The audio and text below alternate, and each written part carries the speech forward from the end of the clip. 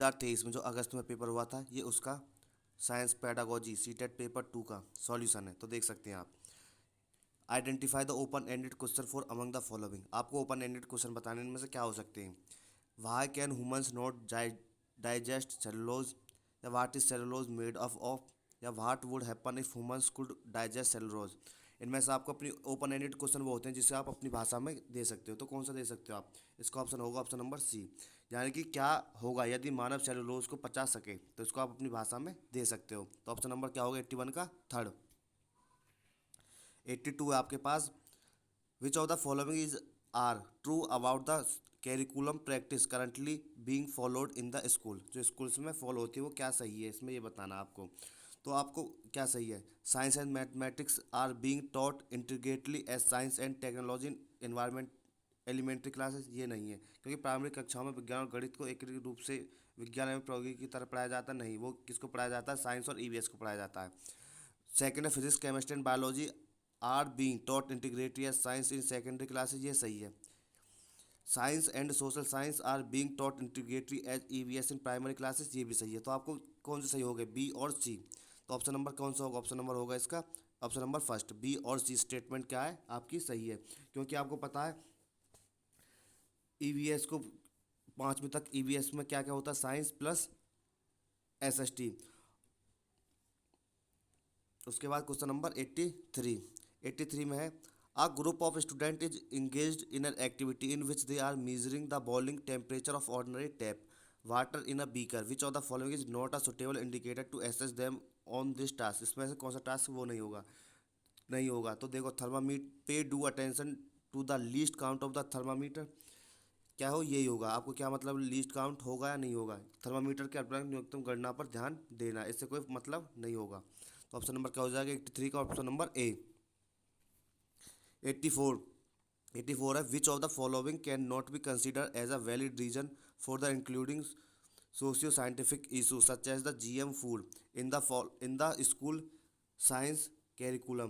तो आपको बताना नहीं है कौन सा नहीं है। तो देखो तर्क विकल्प कौशलों को विकसित करना, ये तो होता है। विज्ञान की प्रकृति के संबंध में समझ बनाने में सहायक है, ये भी सही है। साक्ष्य आधारित तर्क में संलग्न रहने की क्षमता को विकसित करना, ये भी सही है। तो एक निश्चित विषय विशेष के रूप में विज्ञान की अनुसंधान करने में सहायता है। कौन सा नहीं होगा इसका ऑप्शन नंबर 4 नहीं होगा। क्योंकि जब आप while including social scientific issue पढ़ते हो तो उसमें क्या होता है, various scale and understanding the nature of science करते हो। इट मे नॉट नेसेसरी आप अप्रिशिएट करो किसी भी डेफिनेट डिसिप्लिन पर। तो ऑप्शन नंबर क्या होगा इसका 84 का फोर्थ। 85 है आपके पास। After teaching the chapter respiration in organism in class 7th, एक टीचर परफॉर्म करता following activity with her students. They take 3 test tube, fill करता 3.3/4 of each will water. The test tube are labelled A B and C. They put a snail in a test tube A water plant in test tube B, and C they keep snail and both plants.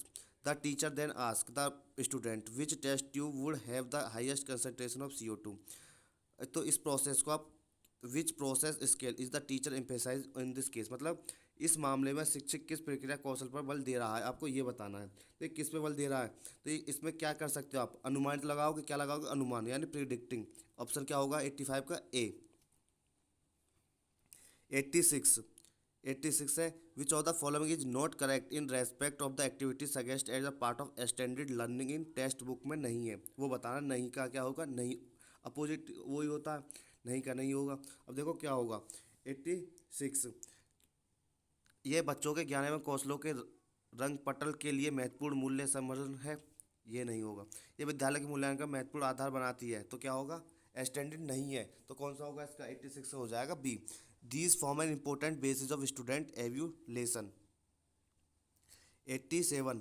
87 आपके पास which of the following is an ordinary not implied in the context of contact validity of the science curriculum. तो इसका क्या होगा, इसमें जो answer उसमें आया था, आंसर की में आया था, इसका क्या आया था, सबको एक नंबर दिया दिया, इस पर भी सस्पेंस था, तो इसका ऑप्शन नहीं आया था।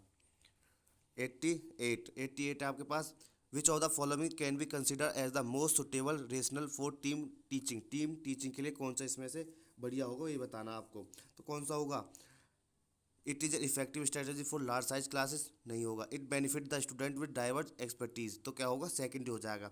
यह विधि सुविज्ञता वाले स्टूडेंट को लाभ पहुंचाती है, तो ऑप्शन नंबर क्या होगा, सेकंड। उसके बाद है 89। 89 आपके पास, which of the following would be the most suitable activity to introduce the concept of image formation in spherical mirrors in class 7th student.